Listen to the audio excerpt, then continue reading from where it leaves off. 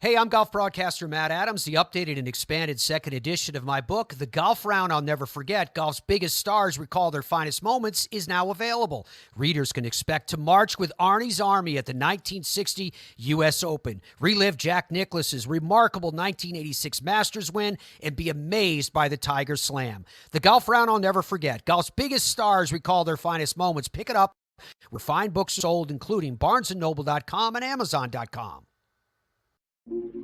This day in sports history. It's April 16th, and on this day in 1976, Ontario's Attorney General Roy McMurtry issued arrest warrants for 3 Philadelphia Flyers for assault for fights in an NHL playoff game the previous night. So this wasn't exactly a one-off event, and it wasn't even the first time that an NHL player had been charged for violence in a hockey game. As the top cop in Ontario, though, McMurtry had been concerned about the escalating violence in hockey. In fact, his brother William had researched and written a report about the prevalence of violence in minor league hockey, with the idea that the increasing violent behavior at lower levels was being modeled by players in the NHL and the World Hockey Association. And the big concern was assault and benches clearing for all-out brawls.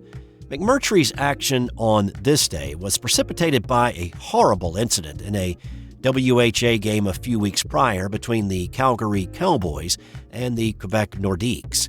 The Nordiques' top scorer, Marc Tardif, suffered a concussion after an altercation with Calgary's Rick Johnzio.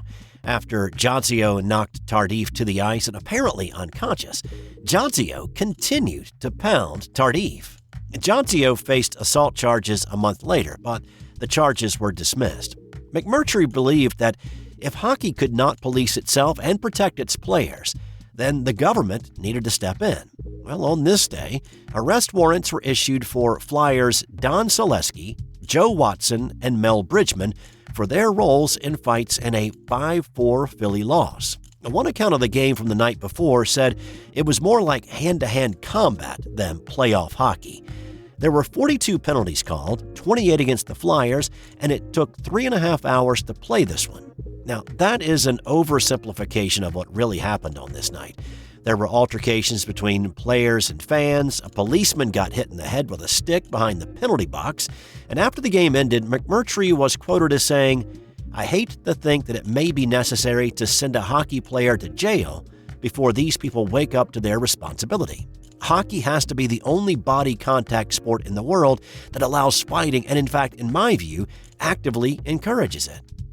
When the warrants were issued and the players arrested outside their hotel, Flyers officials and fans all decried the act as a means to disrupt the series in Toronto's favor. Philadelphia's district attorney accused McMurtry of a clear perversion of the office in which he sits. If they were convicted of the crimes in which they were accused, they faced up to 5 years in prison.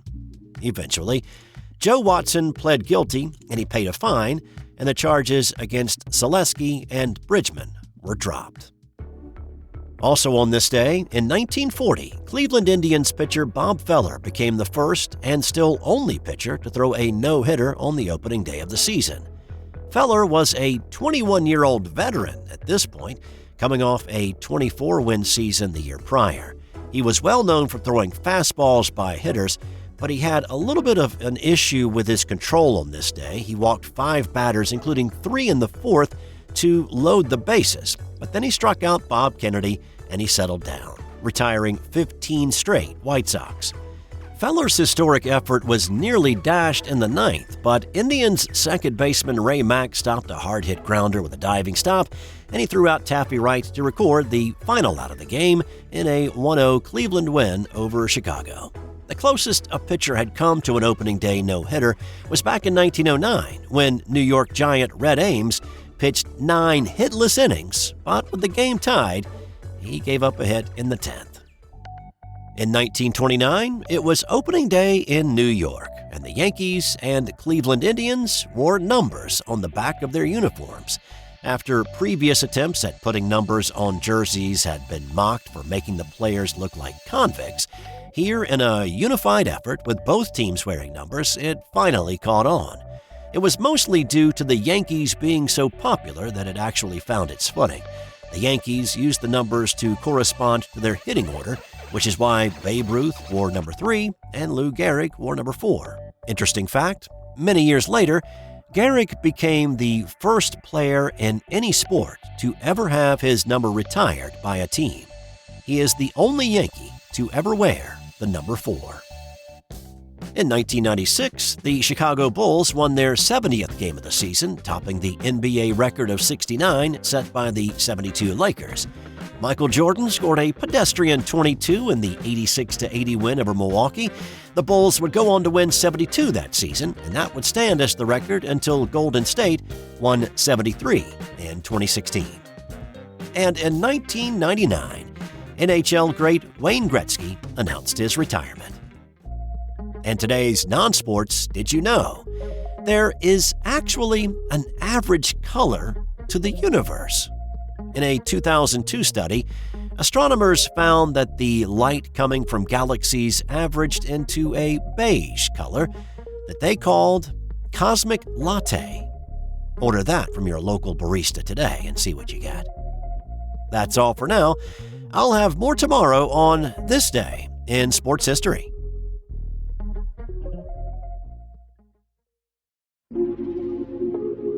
This has been an original Thrive Suite production. Hey there, sports history fan. This is Arnie Chapman, a.k.a. the Football History Dude, and I hope that you enjoyed this recent episode presented by the Sports History Network and were able to learn some good old-fashioned sports history knowledge nuggets. I started the Sports History Network back in 2020 with the mission to help podcasters find a community of like-minded sports history nerds, as well as helping aspiring podcasters to start their own shows.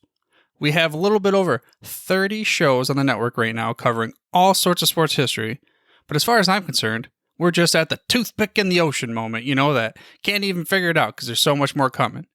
We wanted to create the ultimate headquarters for sports yesteryear, starting with Podcast Network and our website, but we're going to continue to move into other mediums as well. And here's the cool part, because we want you to be part of our team.